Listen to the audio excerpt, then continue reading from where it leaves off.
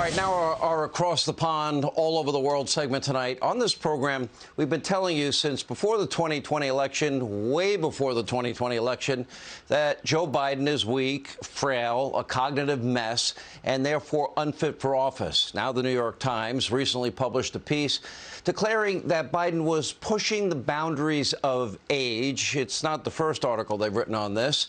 And that article prompted our friend across the pond, Piers Morgan, to write his own op-ed in the New York Post. And Piers thinks, yep, might be time to invoke the 25th Amendment, remove Joe Biden from office.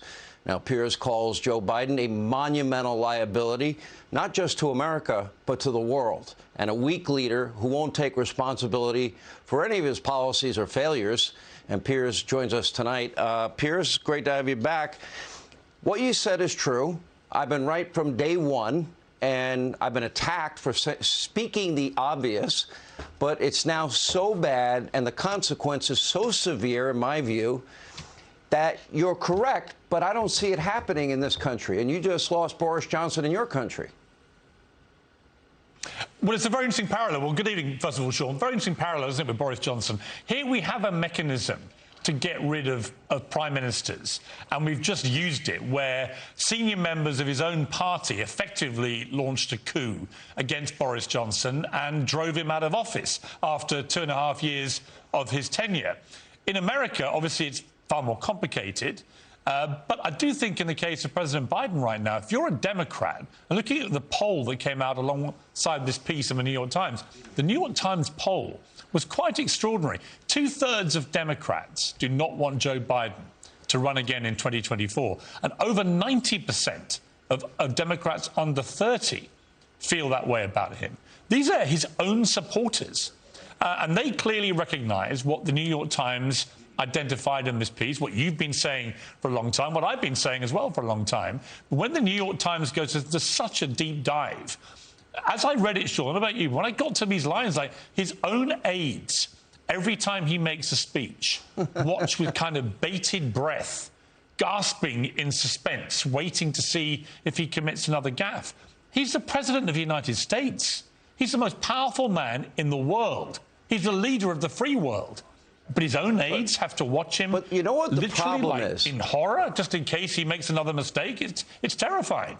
You see the void, though, being filled. You see new alliances emerging. China, Russia, Iran. They're forming an alliance that is a clear and present danger to the entire world, in my view. So I think you're right in your understanding that it's that dangerous and it's that real. The problem is I'm looking at the Democratic Party today and then say the Democratic Party of Scoop Jackson, Zell Miller. You know, there were more conservative Democrats back in the day. They don't exist anymore.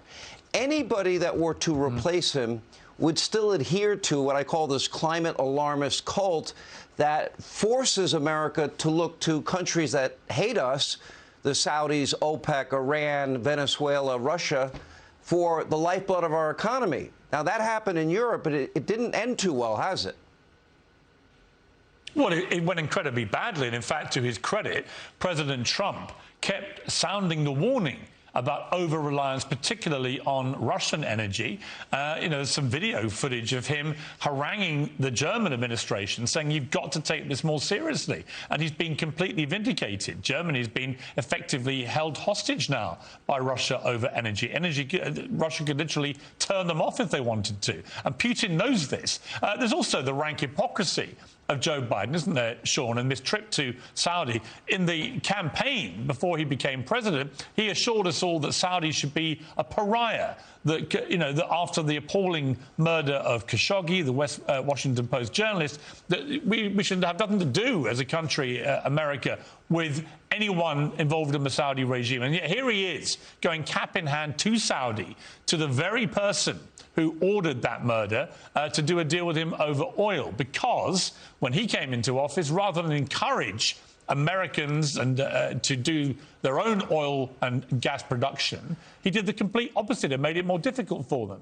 And by doing that, he now has made America dependent on countries like Saudi for the oil at a time of national and international energy crisis. So there's an hypocrisy there. There is a weakness in front of the green agenda, which has made him make policy decisions now coming back to haunt America. You've got inflation raging to unbelievably high levels, and he's running out of people to blame.